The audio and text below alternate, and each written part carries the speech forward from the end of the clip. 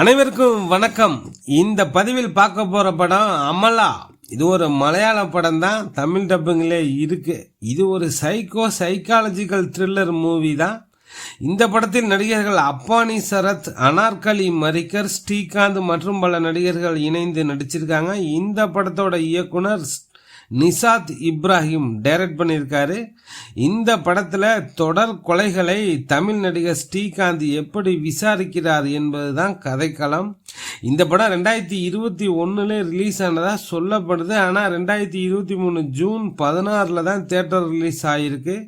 இந்த படம் மலையாளத்தில் மனோரமா மேக்ஸ், அமேசான் பிரைம், இப்போ ஏர்டெல் எக்ஸ்ட்ரீம் பிளே ஓடிடி பிளாட்ஃபார்மில் அவைலபிளாக இருக்கு. இந்த படத்தோட கதையை பற்றி பார்த்தோம்னா, வில்லன் அப்பானி சரத்து 10ஆம் வகுப்பு படிக்கும் போதே அமலான்னு ஒரு பொண்ணு மேலே காதல் வயப்படுறான். சக மாணவன் ஒருத்தன் அதே அமலா மீது காதல் வைத்த போது இவனால் தாங்கிக் கொள்ள முடியல. அமலா கண் எதிரிலேயே அவனை படு பயங்கரமாக தாக்குறான். இதனால பயந்து போன அமலா ஓடும்போது கால் ஸ்லிப்பாகி ஒரு கிணற்றில் விழுந்து முழுகி இறந்து போயிடுறா. இதனால சைக்கோவான வில்லன் அமலா சாயலில் இருக்கும் அல்லது அமலா மாதிரி அவன் நினைக்கும் பெண்களை கொலை செய்கிறான். அவனை போலீஸ் எப்படி பிடிச்சாங்க என்பதுதான் கதை. வில்லனாக அப்பானி சரத், சாதாரண தோற்றம் ஆனால் வலிமையான கேரக்டர், நல்லா நடிச்சிருக்காரு. இல்லை நல்லா மிரட்டி விட்டுருக்காரு. டாக்ஸி டிரைவராக, வாட்டர் கேன் போடுபவராக, சாமானியனாக அவர் வரும் காட்சிகள் எளிமையாக இருக்கு. நாயகியாக அனார்கலி மரிக்கர், அழகிய முகம், கச்சிதமான நடிப்பு. அமலாவாக ஒரு சிறுமி கதாபாத்திரம், ரொம்ப நடிக்க வாய்ப்பில்லை, சிரிப்பதோடு சரி. கதாநாயகன் என ஸ்ரீகாந்தை நம்ப வைத்து போலீஸ் ஆபீசர் ரோல் கொடுத்துருக்காங்க.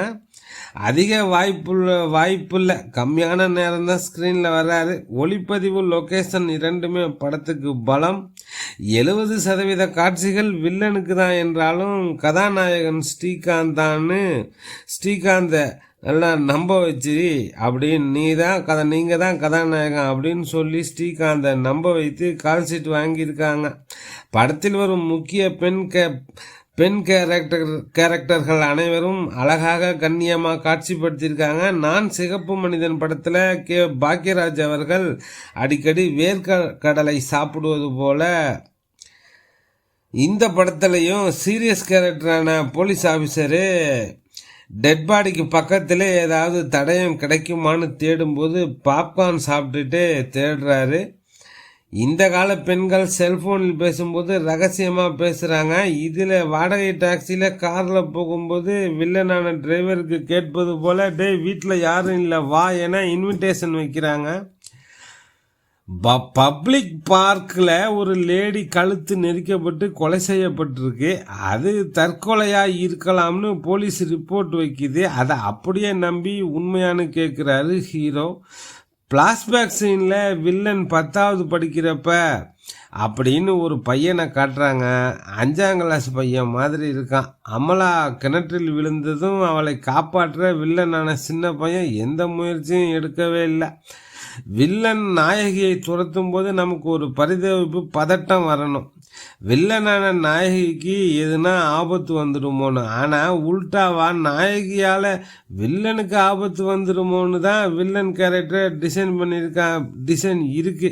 ஏற்கனவே ஸ்லோவாக போகும் படத்தில் கிளைமேக்ஸ் சேசிங் சீனில் எக்ஸ்ட்ரா ஸ்லோ மோஷன் சீன் வேற. கடைசி 16 நிமிடத்தில் ஒரு பாட்டு வேற, ஸ்பீட் பிரேக்கர் மாதிரி.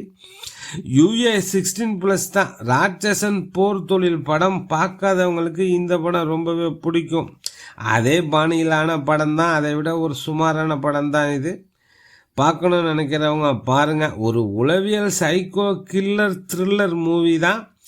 இந்த படத்தில் நடிகர்கள் அனார்கலி மரிக்கர், அப்பானி சரத், ஸ்ரீகாந்த், பிரிட்டோ டேவிஸ், ரஜிஷா விஜயன், சுஜிதா மடாதி, நந்தினி ஸ்ரீ மற்றும் பலர் இணைந்து நடிச்சிருக்காங்க. மியூசிக் கோபி சுந்தர், சினிமோட்டோகிராபி அபிலாஷ் சங்கர். டெல்டா 7 நண்பர்களுக்கு நன்றி. மீண்டும் வேறொரு காணொளியில் சந்திப்போம். நன்றிகள் பல.